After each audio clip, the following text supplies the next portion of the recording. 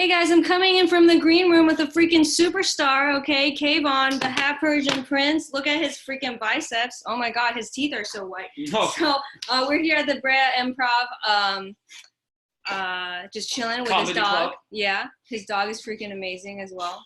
Yes. Reno, come here. We're gonna make a dog appearance. Yeah, dog appearance. Come here. Come. This is the newest addition to the Kvon comedy team. He turns 1 today, and he's a boxer. He's so well behaved. It's baby Reno. This is amazing. The biggest little puppy in the world. So awesome. Reno, speak.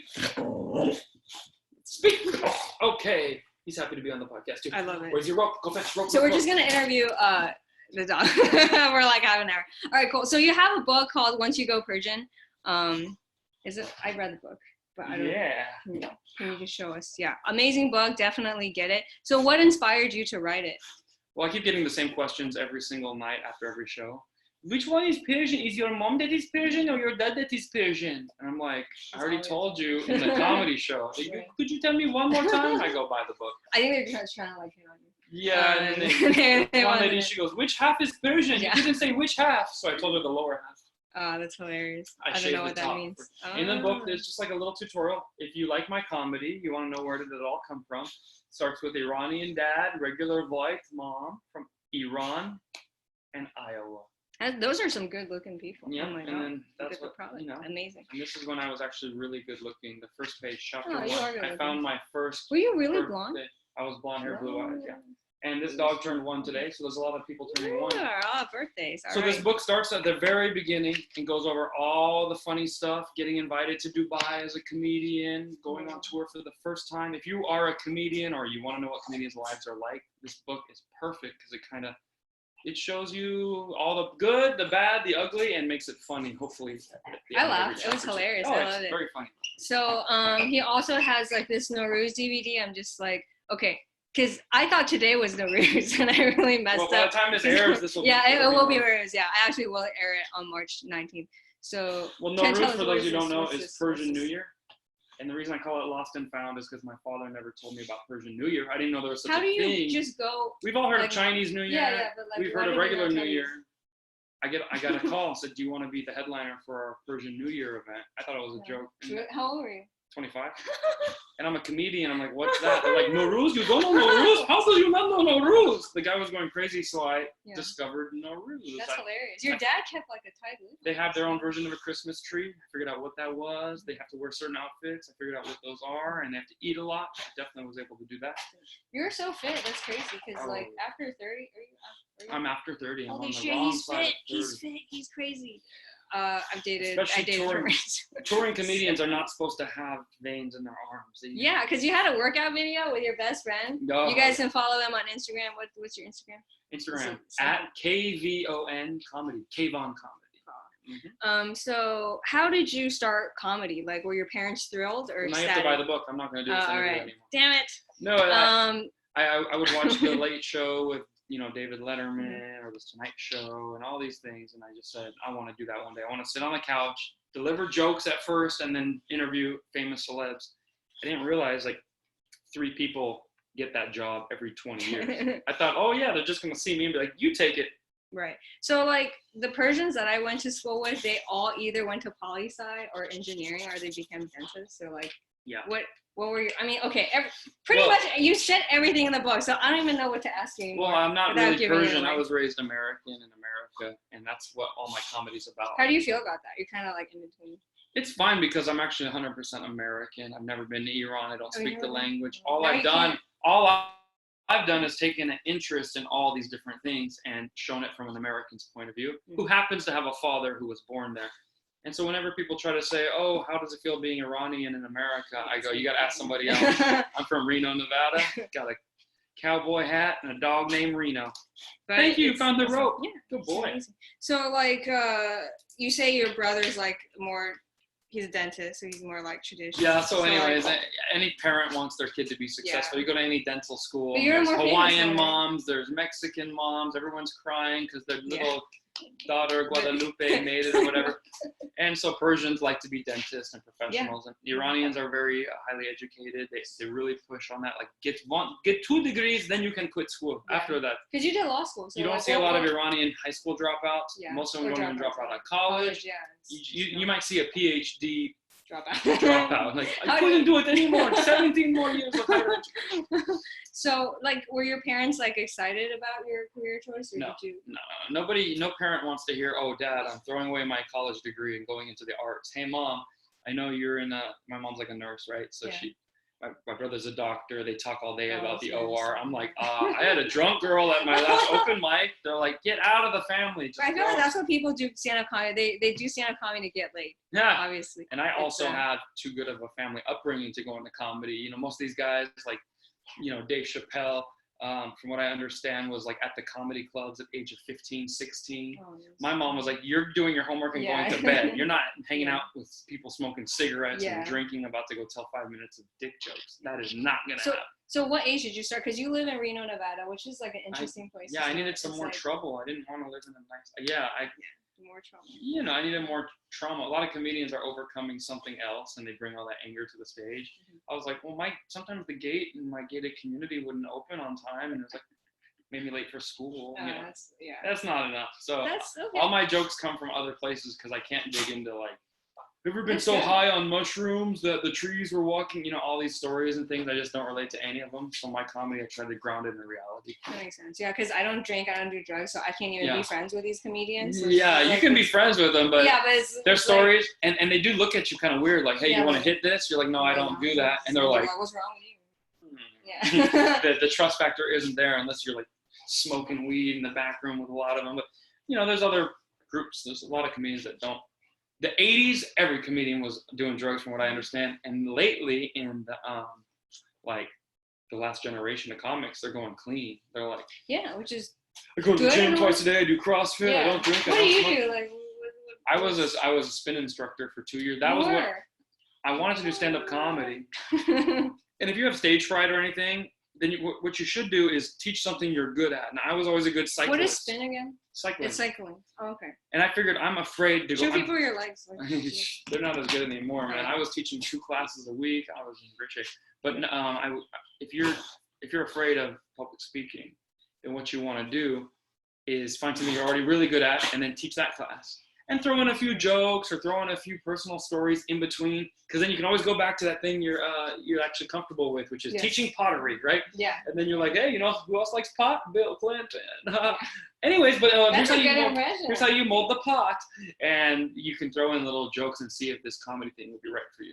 So spin instructor, I was like, pedal faster, up, down, and then I'd be like, pretend there's a Dunkin' Donuts up ahead. Here we go. I mean, it's not very funny. But it was just an intro to getting on stage, being in front of people with a mic, and they were too tired to heckle my bad jokes because now the hecklers have plenty of energy. No. He finally trusts me. Wow. Look at me now. Took like 15 minutes. Is he pure? Yeah, he's a purebred boxer, and it's his birthday today, so he does not want to. Where's your rope? Go fetch your rope. Go fetch. Are you gonna give him like a cake? Are you one of those dog dads who are like, go crazy? I can't eat cake right now. I have my teeth whitened today. Take a look. Do yours next to mine. Mine looks like shit. Yeah. It's unfair. I had them totally bleached. Yeah, unfair advantage. Every time I breathe in, it's like painful. So the more that I talk, the more painful. I'll just make you talk until I'm enduring this. Your jaw falls off. I love it. I really appreciate it, seriously. So, what was your first open mic experience like? What were some of the feelings that you were? Well, my first show ever was at the Comedy Store in the Belly Room, and this guy told me to get me on stage. He told me I could do 5 minutes, and I practiced every day for like 35 days in front of the TV. I turned the TV up like really loud. Yeah. The news was like, and another bombing, and I was like, and my dad said this, and my mom said. I was trying to be distracted I was trying to be distracted so that when the hecklers came or the lights went on, I wouldn't forget my jokes. I think I need it. So get down. So my first open mic ever was a success. That's amazing. And then I invited all my friends and bombed the hardest I've ever bombed in my life the second time. So.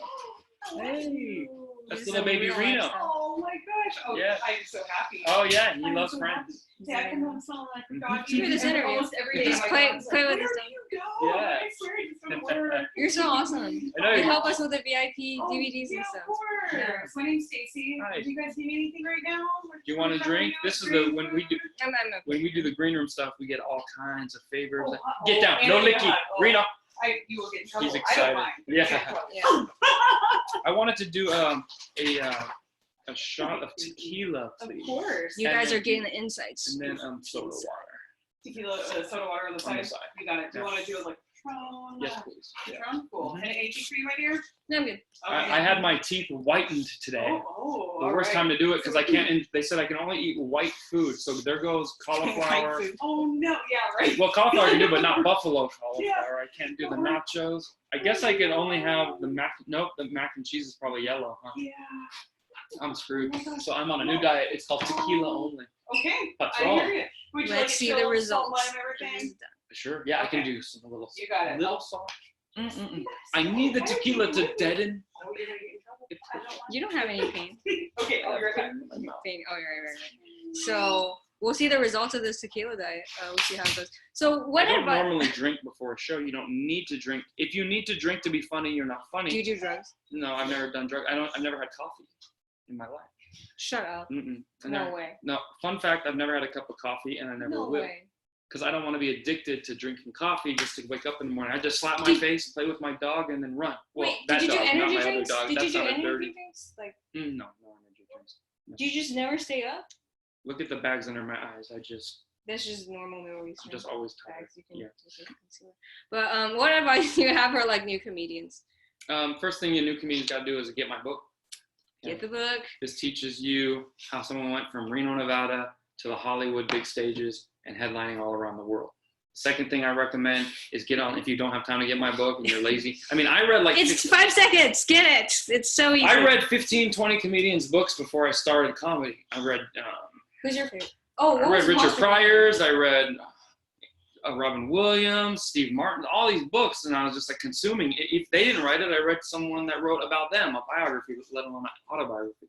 So if you're not willing to read, then you're not a professional because you got to know who came before you. Before stand-up comedy, what was there? Vaudeville. You got to know these standard punchlines, and then you got to write your own material. So you got to make sure you know what's out there so you're not copying other people. And I would think my material is, a lot It's of it very is original. a fresh take on stuff you've already kind of heard about. Because you can't be like, hey, so alien ships are kind of like made of a weird metal. Like, it doesn't relate. You have to be relatable, but fresh. So if I'm talking about dating, every comic in the world has talked about dating, right, Reno? Right? They've all spoken about dating. Reno? Reno? Hasn't every comic said it? Yeah. So, yeah, you didn't want to answer. He doesn't want to be a part of this shenanigans. But your stories are awesome because you kind of talk about your the Persian princess, and then you talk about Yeah, so like, my material is original. 35% Iranian Persian jokes, like, hey, Persian girls do this, Persian, but it's like 65 to 70% mainstream. I put extra. There's so many kebab comedians, but you don't want to be stuck in the What's a kebab. kebab? All the jokes end with a kebab joke. And then the kebab is smell like this, so then I ate the kebab. You know, everything. Pretty soon the audience turns off. Like, let me guess, he wore cologne and he wants to be a doctor and he eats kebab. So my material try to end with, like, when you go on a date, should you use a coupon? When you get drunk, who should get drunk first, men or women? Things like that. Obviously, men. We're doing a Yeah. podcast right now. Yeah, we're doing a show, but it's live, so we can see what actually happens in the green room. Very Which cool. Yes. is awesome, and I want to see what happens with Got this live, tequila diet, Which are which green. I'm never gonna do. But I'm not even allowed to have green lime. Can you believe it? But I am allowed to. That's some have white diet. this. Reno, right you want there. tequila? Tequila? I got no water. Thank you. Awesome. No licky boy. Enjoy. Thank you. You're welcome. One of my most Alright. recent jokes is about paper straws, which we have here. This I straw is hate not them. plastic, Oh my God. and this is topical material. You don't have to be Persian. You don't want your jokes to be so Middle Eastern. Yeah, that they no don't one get it. How about a joke about paper straws and how it's ruining our society? And that's a fun twist because when a comic gets extremely angry about straws, it's fun because it's not It is, hurting yeah. anybody. Yes. It's light, and they're like, he's not really that mad, but look at all that anger. Yeah, I love it. All right. So, what were my questions? I had some questions. That's the first thing I ate all day. I love it. It's actually 7 p.m. right now, guys. So he's been on the road, not eating anything. With my doggy. With your dog. I got a and, haircut today, so that's Amazing. Wow. Hopefully it looks good. I don't know if in the lighting, but trust me, it looks good. Pretty in real good. life. It's pretty good. He's gonna do a show in like an hour, Yeah. and it's all good. You're seeing backstage stuff you're never gonna see in any other podcast. And we're gonna get So all these people in. The way I promoted tonight's show in Brea, California, at the Improv, which seats 400 people, amazing. is I did as many shows around Orange County, leading up to it, and did a big shout out. Hey, if you like my show tonight, please buy a ticket, and I'm gonna give you one free for telling a friend. So I had about 200 people tell a friend, and now we're like almost sold out. Amazing. Wow. On a, what day is it? Wednesday? Today is Wednesday. Wednesday is the hardest, Monday, Tuesday, and Wednesday are the hardest days to sell out a show. Then Thursday and Sunday are a little easier. Friday, Saturday, easy. If you're not selling out Friday and Saturday or getting close, you suck. You suck. People don't even, I saw a comedy club like the Improv giving away free tickets to a headliner on a Friday night. Terrible. I'm like, wow, free tickets at this club?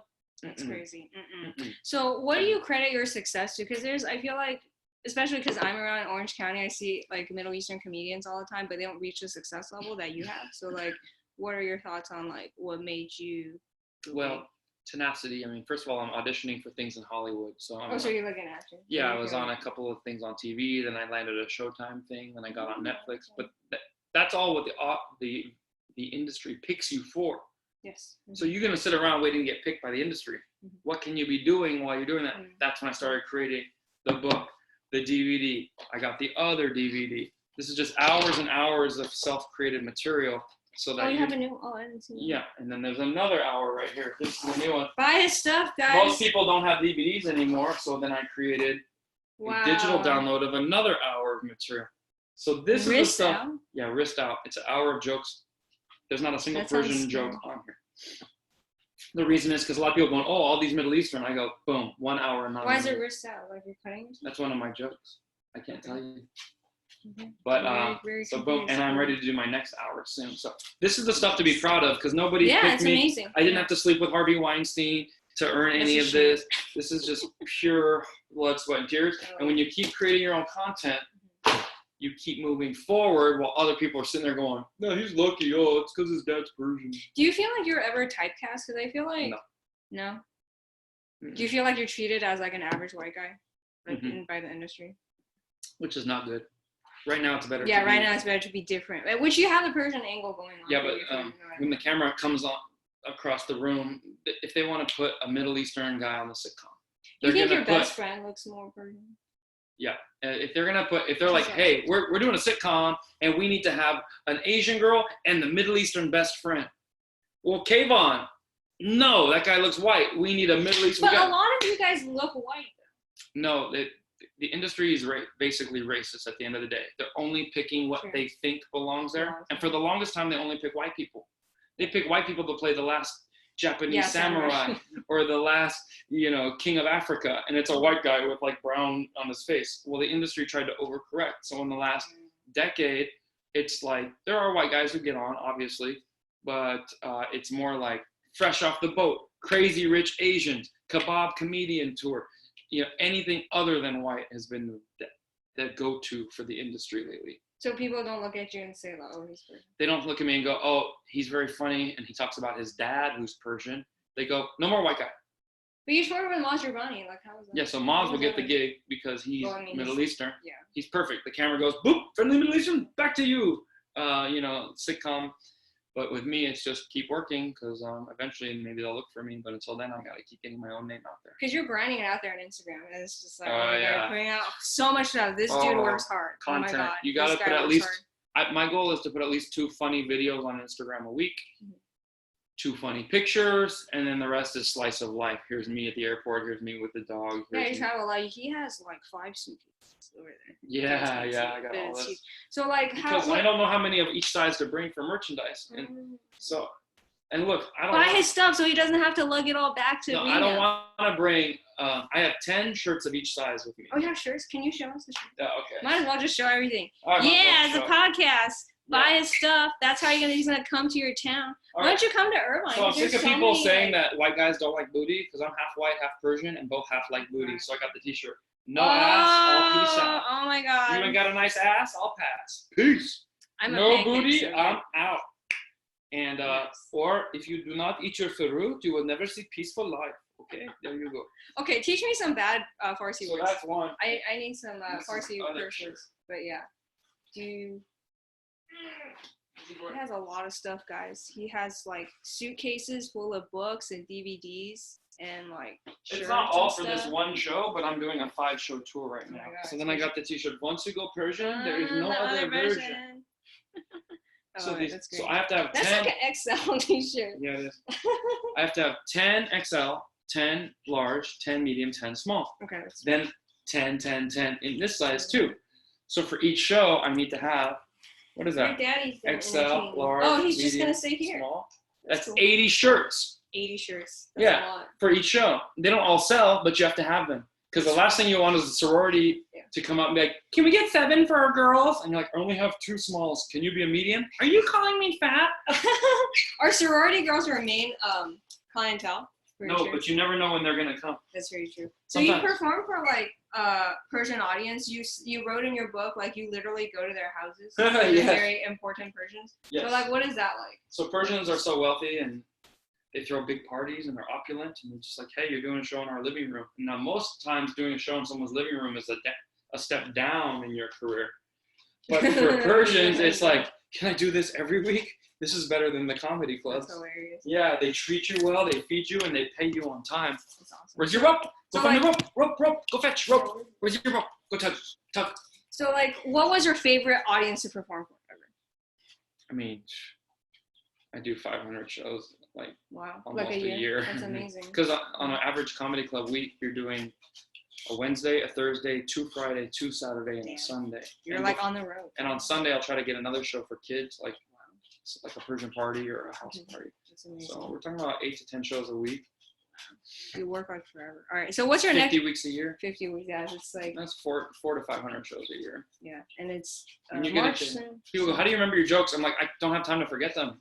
I'm trying to forget them. That's awesome. Get And I'm them. looking forward to his show, like in an hour. So like, before we wrap up, like, what are your next projects? What are you doing? Well, I'm going to film a new 1-hour special. I have a special coming out in March. Nice. It's a dry bar comedy special. What's a Comedians dry- that do sounds- dry bar have to do half an hour clean comedy.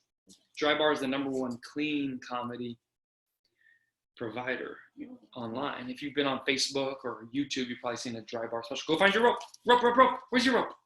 Anyway, so that's gonna be released in March, and hopefully I meet a whole new group of Christian and Mormon fans that I've never met all throughout the U.S. Awesome. Because then you have new pockets of people to entertain. The problem is when those clean people come, some of my jokes ain't exactly clean, and they're gonna be like, oh my goodness, why did you say GD? I'm like, I don't know, that's one of my jokes. It's So, crazy. All right. So F me. so, cheers. So how can we find you? How can we stalk you online, book you for shows? Google pay for stuff? KVON, comedian. I'm the only one. Kvon, the half Persian, half version. white, and 100% funny. Awesome. Cheers! Cheers. Thank you so much for this. You're amazing. Let me get to the end meeting. Say Thank you bye-bye, so Rita. much again. Say bye-bye, Reno. Say bye-bye. Say bye-bye, camera. All right, we'll do.